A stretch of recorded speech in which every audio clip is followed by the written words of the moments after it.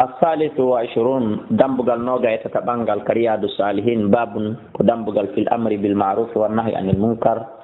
يوتنغال ان في يميرغول كمؤي حدا كبوني ما ينكتب لي قال ابن عثيمين رحمه الله تعالى شيخ صالح عثيمين أماكي المعروف كويته مؤيره كل ما عرفه الشرع وكلا كشريعة أن ريكونيسي وأقره برتي من العبادات إمر دوي القولية فتكو كونغو دي ينكوجي والفعلية إقول ينكوجي الظاهرة فين يدي الباطنة يسودي والمنكر كويته كو أنيا ناواتي كو أن يداماكو من عبدالله كلا من كل ما أنكره الشرع وكلا كتاتا شريعة هنا أني كندني ومنعه هذه من أنواع المعاصي إمردينون يجي من الكفر كيف رنكاك والفسوق والإسيان إفاس إياغ الإجي والكذب إفنان والغيبة إنيور والنميمة بد وغير ذلك إكو هنا يلتو دندو قال الله تعالى ولتكن كن يلات منكم أمة يدعون إلى الخير ويأمرون بالمعروف وينهون عن المنكر وأولئك هم المفلحون وقال تعالى كنتم خير أمة أخرجت للناس فيهم تأمرون بالمعروف وتنهون عن المنكر وقال تعالى خذ الأفوى جوجو يافي بمعنى كومبورتور يافغول وندو أني يافغول كلام يودا عن وأمر بالعرف وأعرض عن الجاهلين وقال تعالى والمؤمنون والمؤمنات بعضهم يغمت أولياء بعض كويلدي بيوغا كان بها بأيرته يأمرون أكاد يمر كم بالمعروف وينهون عن المنكر وقال تعالى لئن الذين هدام بين كفروا يد من بني إسرائيل على لسان داود وعيسى بن مريم كن ودي بهدى جنغو بيفو كسبو بيجي غو ذلك كوالد بما أساو كسبو بيدكم وكانوا بلاتي يعتدون هبجاجتا غو بمنجل كانوا بلاتي كم نجيا كومبورتمان جما بين لا يتناهون بهذه نرتان عن منكر غايبون فعلوهم بهوينهم لبئس ما كانوا يفعلون وقال تعالى وقل الحق من ربكم فمن شاء فليؤمن ومن شاء فليكفر وقال تعالى فاصدع بما تؤمر فيني كو يمير داكون كون فيني ميرتا كو يا يمير كو يا نودريم وقال تعالى أنجينا الذين ينهون عن السوء من دند بين ونو بهد بونيو كأصحاب الساعة السبت توني كأعراف وأخذنا الذين من ننجر بين ظلموا بعذاب بئيس بما كانوا يفسقون والآيات مسيب جلبه آية جوان دنين في الباب إن ألدى مغل كثيرة هيدي دودي إفيكا دي معلومة تفوه هيدي أندا وأنه مدينة تفسير القرآن تفوه هيدي أندا وأما الأحاديث أما حديث جنن فالأول حديث أرنون عن أبي سعيد الخدري قال لي سمعت مني رسول الله صلى الله عليه وسلم يقول من رأى منكم كلا يبقى منكرا فليغيره بيده في دين أو حديث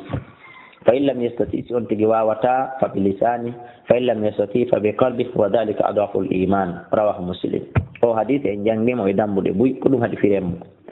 الثاني من عن ابن مسعود يتم عبد الله بن مسعود أن رسول الله صلى الله عليه وسلم قال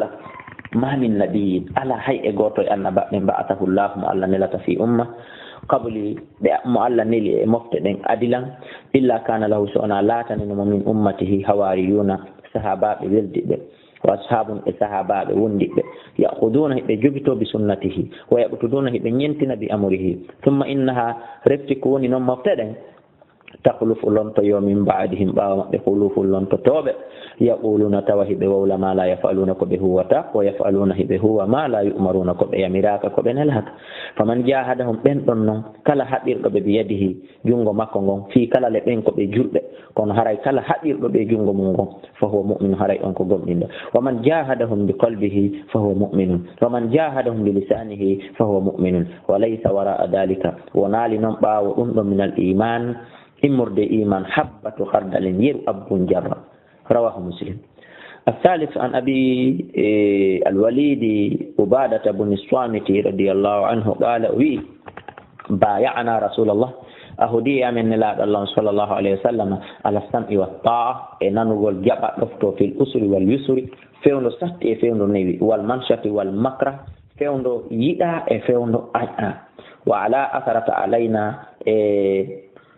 fewndo ɓurna e hoore amen mbi mana hay fewndo woɓɓe goo ɓurna e hoore amen min waɗa jaatinaɓe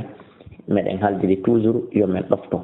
wala allah no naasi al amra ahlahu e wonde kadi wota men jattu fiyaake ɗen joom majje mi mana tamen ittu goɗɗo e poste fiitum ɓay men kafa parti ma fiitum ɓay men kafa leñol tawale ko kanko gaynata on ɗon postu tamin ittumo ɗon men lontina goɗɗo ko ha miɗo faala waɗoɓe décret ɓe lagina yo nananan o hadise moƴƴa e waɗoɓe décret ji e nomoɓe e ittoɓe dendanalngal julɓe kowoni kon e hewre leydi miɗo faala yoɓe nan o hadis ɓe gollitira o hadis nelaɗo maki illa sowna ɗum illa an taraw sowna yi on kufran keferan ka ko ngum bawahan ngu woni yiɗangu indakum e jungo mom min allah immorde ko allah taala fihi haray ɗon hino ɗon burhanum dalil holluɗum wota on ɗofto hande kadi wota on nano hande kadi wala allah na ɓuula min yamodiri kadi ene laaɗo min ahudi e makko ende min wowlata wala an na ɓuula ende min wowlata kam bil haqqi gonga aynama kunna la nakhafu e kadi wota min hulu fillahi fi allah lawmata la'im felore muttafaqun alayhi ɓe firande en wo almanshata wal makraha bi fathi mimayhima sabu ko mimuji ɗin ɗiɗi waɗa ko masal dow ay fi sahli ko fewnu ni wa saabi fewnu satti wal atharatu batte al ikhtisasu ko hertinale bil mushtariki kafal wakad sabaka gom ɗi feƴƴino bayanu ha fiɗo ɗum bawa an ko woni fiɗo ɗum bi fathil ba'i sabu ko ba o masa dow al muwahhada bajjo o ba'daha hino ɓawa makko kadi wawun summa alif no retti alifu summa ha un muhmala to retti ha u tertaɗo mo toɓɓaka ay zahira si woni ɗum feeñi mi mana keferanka ko ngum feeñi la yahtamilu ta'wilan tawa ngu rondota ko sansugol alaygoy wawata ka sansade الرابع النعمان بن بشير رضي الله عنه عن النبي فيأتى النبي صلى الله عليه وسلم قال أماكي مثل القائم مثل أو دري بهن نينا في حدود الله كير سري الذي والواقع فيها ينو إمجي كمثل قوم الناس مثل يمبه اتهموا على سفينة بوقت إهور لانا فصار بعضهم أعلاها وبما بونا كهور لانا دو على لانا تنمر إتاس وبعضهم يوغا ما بأسفلها إنك ليلانا لي وكان الذين لا تؤمن في أسفلها ومبك ليلانا إذا استغوا سيبدا بري يرمنان من الماء مردينيا مروا بروا بفئرة على من فوقهم بين ومبدو مبدو بترو بين لندي اللغوي فقال إن لو أن خرقنا ستوي ونين هرمنين أو من ولو أننا خرقنا في نصيبنا خرقا ولم نؤذي من فوقنا فإن تركوهم وما أرادوا هلكوا جميعا فقالوا بإن لو أننا هرمنا خرقنا قدوني من يربني لا نكن في نصيبنا عند الجبل أمنغل خرقا يربنغل ولم نؤذي من لرتا من فوقنا بيوم بدو أمنغل جونم بيوم بدو فإن تركوهم سبأكتي بلي wama aradu e décision mo ɓe faala on hala ko jamian ɓe fof ɓe halkoto ka fiiɓe dow to inni awa to fe ley toon ko haaji mo ko noon aɗo to hewtude ɓe woni dow ton fi kamɓe hiɓe ka étage dow ɓe acci ɓe yattu fi ley naaɓe fof ko ɓe halkoto wa in akhadu ala aydihim si ɓe jogi tigi juuɗe maɓɓe ɗen ɓenni o oye on seeka talana kan on tufa talana kan na najaw ɓe daɗay najaw wa najaw ɓe fof maɓɓe ɓe daɗay jami'an ɓe ɗen dangal najaw ɓe daɗay wa najaw kamɓe kadi ɓe daɗa jami'an ɓe ɗen dangal ka a ko ni woniri jamirgol ko moƴƴi haɗa ko boni rawahu Bukhari alqaimu ñinno fi hududillahi ta'ala ma'ana firomu almunkiru laha ko añowo ko añini kon e mum alqaimu fi dafiha darotoɗo e duñugol defanda sariya on wa isalatiha ittugol ko aña kon wal muradu bil hudud ko fanda ɗum e keeriɗi manaha allahu anhu ko konko allahu on haɗi istahamu ay iqtara'u ko ɗum woni ɓe waɗi urɓa ɓe ƴawi ka laana alhamisu jawab on an ummil muminin ummi salamata hindi binti abi umayyata hudayfata radiyallahu anha anin nabi sallallahu alaihi wasallam annahu nokanko ne laaɗo qaala ɓe maaki inna kon yustamalu alaykum golli noyte no moyte hoore mon umara o yamiroɓe fa ta'rifuna awa ɓirrito ɗon wa tunkiruna añon ɗum fo waɗay ɓe mana ɓe wela ɗon e ɓe metta ɗon legol faman kariha kala añuɗo fagad bari'a haray o daɗi waman ankara kala añuɗo fagad wa man ankara kala yedduɗo kala añuɗo ko gootum faqad salima haray o hisi walakin skoni man radiya kala weltorɗo wa taba o yokki qalu ɓen ya rasulallah ala nuqatiluhum ene haray min duwa kaw warde ɓen qala nelaɗo makilla wotan warɓe ma aqamu fikum salah am tanka hiɓe juulude hiɓe nder julde nden wotan warɓe rawahu muslim ma'anahu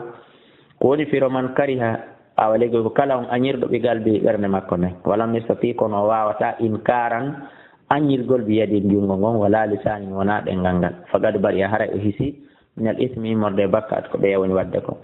wa adda wazifata o haray o totti geɓal makko ngal wa man ankara kala añuɗo bi hasabi taqati embere taqa makko faqad salimare on ɗon kadi hisi min hadi ma'asiya immorde ɗin ɗon geggi amma radiya kala noon weltoɗo ɓe fi'ilim golle kilim ko ngullamu ɗon woni wadde kon ɓen lamminaɓe ko ɓen wadde ɗon watabahum o jokki ɓe muɗum fa huwa al asi haray kon ɗo woni yedduɗo en faamiɓe fitani en dow to ha laaɓi ka on yiltoto noon joni yuɓɓidiron hannde kadi assadisu jeega ɓon an ummi lmuminina ummi lhakam zainabu binti jahsh radiallahu anha anna nabiya wonne annabaji allah sallah alih sallam dakhala alayha nelaɗo natuno ka maɓɓe fasi an ko ɓe ɗinƴiɓe kamɓe nelaɗo yaqulu hiɓe maka la ilaha illallah waylu lil arabi bone wodani arabu min sharrin immorde e bone kadi ɓe taraba ɓattike futihal yawma udditama hande man radma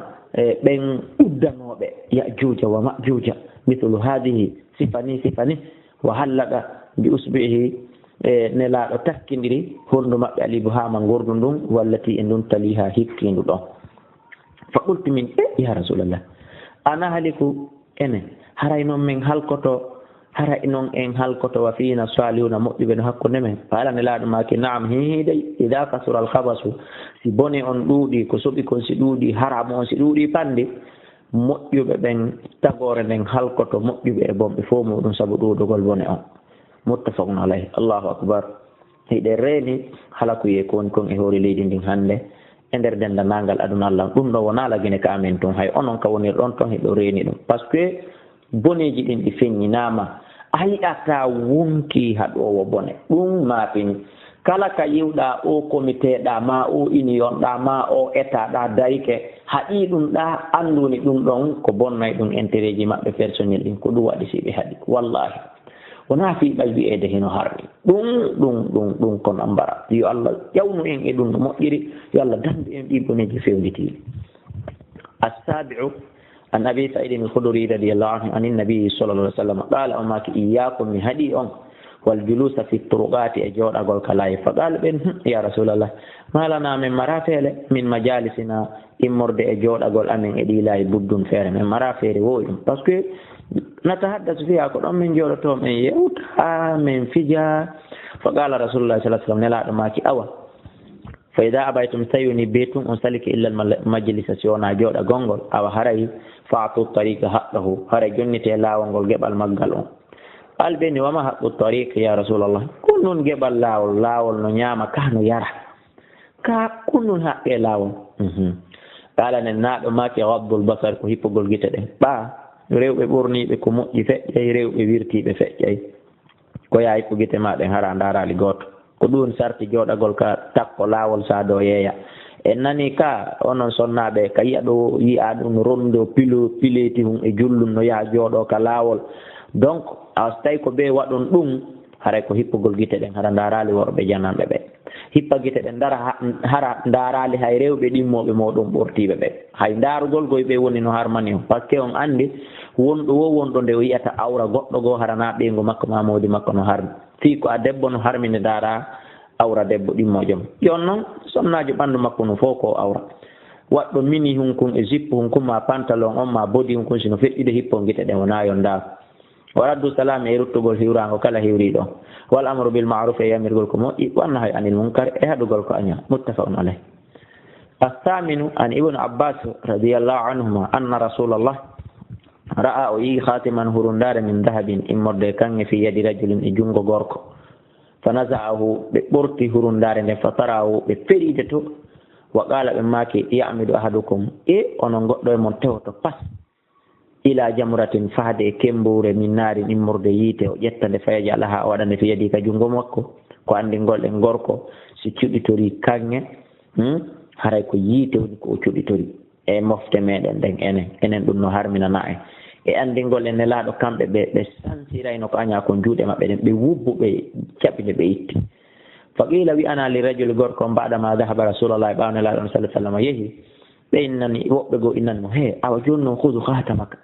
yo hocca hurundare maɗa nde intafi bihi naftorande yaha yeeyitande ma okkorande goɗɗo okkande goɗɗo ndaare ha kamɓe kaɓe mari iman ɗon fagalayni la wallahi la akhuduhu mi ƴettata abadan mi ƴettitatande hande kadi waqad tarahahu rasulullah gom ine laaɗo on sallah sallam firike nde mi hoccata ko nelaaɗo hawki e moode ko iman timmoɗo honno rawahu muslim التاسع حديث جينا بن أبي سعيد الحسن البصري أن عائد بن عمرو رضي الله عنه دخل أناس على عبيد الله بن زياد فقال أي بني إني من سمعت رسول الله صلى الله عليه وسلم يقول إن شر الرعاء كبري بند أينو بين فق الحطمة كم منكي بين كو أينا كون يبا بين فإياك مهديما أن تكون لا تتدع منهم فقال له إيان إجلس جود فإنما أنت عندنا أن من نخالة أصحاب محمد من نخالة أصحاب محمد كأجياب كاورا بن الأدو صلى الله عليه وسلم فقال إنه وهل كانت لهم إسكيلات نخالة إنما كانت النخالة بعدهم وفي غيرهم رواه إمام مسلم نخالة مفامال في النخالة وي جود فإنما أنت عند من نخالة أصحاب محمد كأجياد كويتكم نخالة صحابة محمد به فقال أجابي وهل كانت لهم نخالة كيتهم بأن مرنو كويتكم نخالة إنما كانت النخالة عند كويتكم نخالة كلاتي بعدهم كباو بفئي وفي غيرهم إن دروق بيقو كتنابي كامبي أما كامبي بمرانو كويتي نخالة kono mi faamaali firo o ɗo wiyeteeɗo no haalaara mi ɗaɓɓitay firo mum ɗon bi rahmatillahi bi awni ɗo yon hewtoy ɗon ka rewtagol e yurmende allah no gasara mi faami rawahu muslim العاشر حديث صفة عن حذيفة رضي الله عنه أن النبي صلى الله عليه وسلم قال أماك والذي نفسي بيده وندري وونكي أون يجونكم لتأمرن بالمعروف والله أن يمريكم مؤدي ولا تنهون عن المنكر أن هديكم بني أو لا يوشكن الله ما دون أو الله باتك أن يبعث له إمين عليكم يموت عقابا لست منه ثم تدعون ورث ترى الأم أنسى ودون دعاء فلا يستجاب لكم تجابنا تاك أن يلا دنبه رواه الترمذي وقال حديث حسن الحديث الحادي عشر عن أبي سعيد الخدري رضي الله عنه عن النبي صلى الله عليه وسلم قال ما أفضل الجهاد كبر موجود الجهاد جدين فوق كلمة عدل كونغول فيونغول كونغول غونغول kongol nungol ngol goɗɗo jooɗi yewti inda sultanin jairin e jumɗe takko lanɗo oñiɗo bonɗo lanɗo dictatirjo lanɗo communiste ko yahugol jooɗo naata ka présidentiel on ma wowlaka radio ka o andi o nanay ma téléphone ka o andi o nanay ma wowlanamo o andi hewtinaymo wonde accu hunde kaari ma waɗu hunde kaari jihaade ndin fof ko ndi ɗo ɓuri moƴƴude ko ɗon haddi awa ɗum ko tireti men noon enen guine e hino en e hino ɗum tawa Abu Dawuda on faamiɗa wa Tirmidhi wa qala hadithun hasan الثاني عشر عن أبي عبد الله طارق بن شهاب البجلي الأحمسي رضي الله عنه أن رجلا وندن غوركو سأل النبي ولندنا النبي صلى الله عليه وسلم وقد وضع رجله تاي مولني koyngal makko ngal fil garzi ka garz ko peccum leggal ma guril ko moƴƴinte kon ka tippete ɗon e hoore ngeloba mban si waɗɗama ka on tigi tippaɗa ɗon koyɗe makko ɗen hara ɗe junnitay ko ɗuyete al garz o landi ayyul jihadi afdal kunde jihadi ji ɗin ɓuri moƴƴude qala ne laaɗo maki kalimatu haqqin ko konngol goongawol fewngol inde sultanin wowlangol e jungo lanɗo ma ɗum e takko lanɗo jairin oñiɗo rawahu nasa'i bi isnadin sahih al gharzu tiɓe firanden be gaynin jamala sabo gayn toɓɓa ɗon maftuhatun waɗaɗo koccal dow summa ra'in retti hikki ɗon kadi ra sakinatun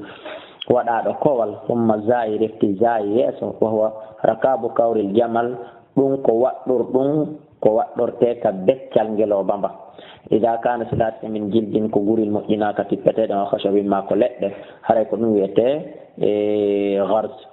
wa qila innama o ko kala ko moƴƴinaka tippete la yahtasu hertinaka bi jildin wa hashabin wigol ko beetu guril ma leggal.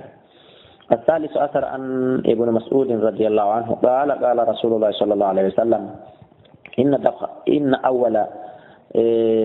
ما دخل النقص على بني إسرائيل أن premier ande hunde aranere e ko naadi e ɗuytagol e jungo bani israila annahu ko bimana ɗuytagol baraji ɗin ɗuytagol diina kan ɗuytagol dewal ngal ko ɗum woni ko fanda annahu ko woni kana latino arrajulu gorko yulqa arrajulu himo fotta yalqa arrajulu himo fottayno e gorko fa yaqulu inna ya hada hey ko an ittaqilla hulu allah wada accama tasna ko wonɗa huude fa innahu ko no ɗum la yahilu laka daganakimo ثم يلقاه من الغد رفتي وفتا مكو جانغوتون وهو على حاله هري موي اون الحال مكو مو حدنو موي مون فلا يمنعه ذلك hande kadi oron kamo hadude bimana o inna oron kiba o hadino mo hanki ako ila denyande be fuddi duitade be rekila kadina mabbe awayne non en feƴƴino don yoti enen wona be wonde fottude ronken hadude be fo ko boni ko maron kembe yamide ko moƴƴi kon tawsi hadi en fottino be woni hankin en yamiribe be jabali ko dum hadi yamiren be hande si tawi hihi aw haray en place ke place bani israila si tawi oyi enen ɓeeɗo en alaɓe yamirde en alaɓe haɗuɗen wona wati ha hande en yamiriɓe ɓe jaɓaluni ko e raɗɗum ɗimi ke toon e yamirgol moƴƴere e haɗugol bone haray en place ke place bonɗo ɓuri ka bani israila place no si allah subahana taala on dandu en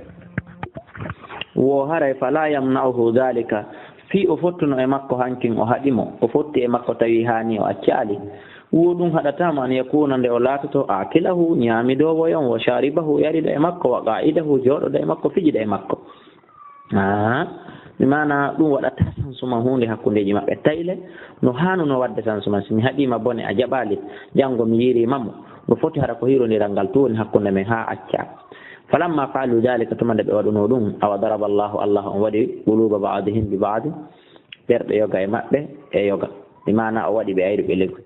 ثم قال رت دليل إن الذين كفروا من بني إسرائيل على لسان داود وعيسى بن مريم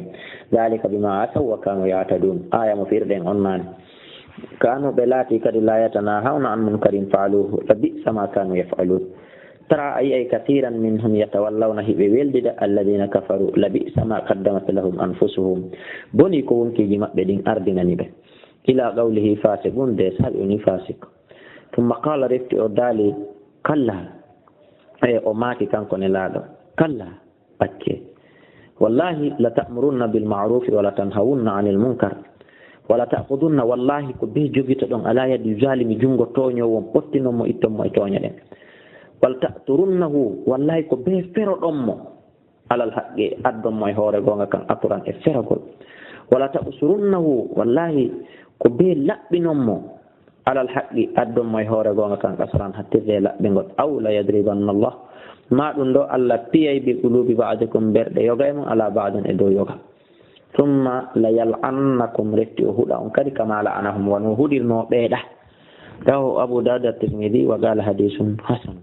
hada lafzu abi daud wa lafzu tirmidhi konngol tirmidhi ngol kañum no ardi noon e o hadise koko adduɗen ɗa ko konngol no abi daud kañum addiri noon قال رسول الله ونلا دماك لما وقعت بنو إسرائيل ثم بنو إسرائيل ينمو في المعاصي عند الجديد نهاتهم علماؤهم hadno ɓe jomiraɓe maɓɓe gande ɓen falam yantahu ɓe saliha ɗitade hande kadi jomiraɓe gande ɓen fa jalasuhum ɓe jooɗode maɓɓe fi majalisum e jooɗodanje maɓɓe ɗen wa wakaluhum ɓe ñamidi e maɓɓe wa sharabuhum ɓe yaridi e maɓɓe ɓe tertiɓe ha wallugoye hande kadi on say fa daraba llahu quluba badihim bi bad allah pi ɓerɗe yoga e maɓɓe eɓe e yoga bimana o waɗi ɓe ayruɓe legoy walanahum ala lisani daoud o huɗi ɓe e ɗengal annabi dawuda wa isa bine mariam dalika ko waɗi ɗum bima saw wa kanu yatadun